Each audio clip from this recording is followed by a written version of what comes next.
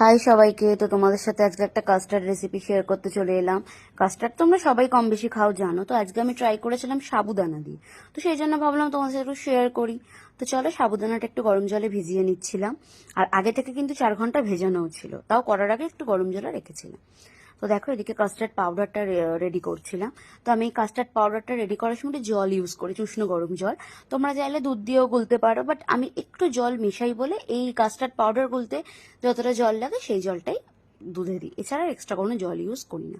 তো ওদিকে দুধটা তো ফুটছে, দেখতেই পেলে। ফুটে যেতেই আমি কাস্টার্ড পাউডার গোলাটা দুধের মধ্যে দিয়ে দিয়েছিলাম। পাউডারটা দিয়ে কিন্তু কন্টিনিউ দুধটাকে নাড়তেই থাকবে, না হলে কিন্তু দুধটা জমে যেতে পারে, কারণ একটু ঠিক হয়ে যায় জানোই কাস্টার্ড। তো আমি এটাকে নেড়ে নিচ্ছিলাম একটু। আর এর সাথে আমি অ্যাড করে নিয়েছিলাম চিনি। তো চিনিটা তোমরা তোমাদের স্বাদ মতো দেবে। আজকে যদিও আমি সত্যিই বলবো আমার একটু চিনিটা কম হয়েছিল আজকে, খাওয়ার পরেই তো ভয়েসটা দিয়ে ভিডিওটা করছি।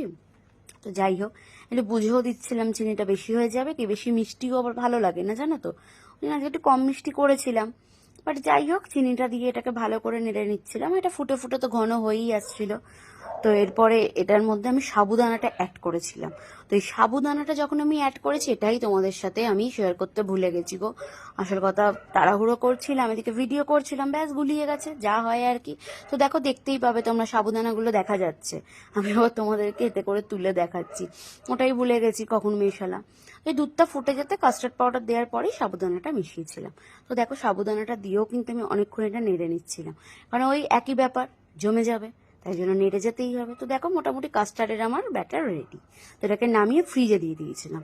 দেন রাত্রে খাওয়ার সময় ফ্রুট কেটে নিয়েছিলাম। আমাদের বাড়িতে আবার কেউ এই ফ্রুট খায়, তো ও খায় না। হাজবেন্ড তো আবার সাবুও খায় না, হাজবেন্ডের জন্য আলাদা তুলে রেখেছিলাম। এবার যে যে ফল খায় সেই ফল দিয়ে তাকে সাজিয়ে এইভাবে শেয়ার করেছিলাম। তো দেখো কেমন লাগলো জানি।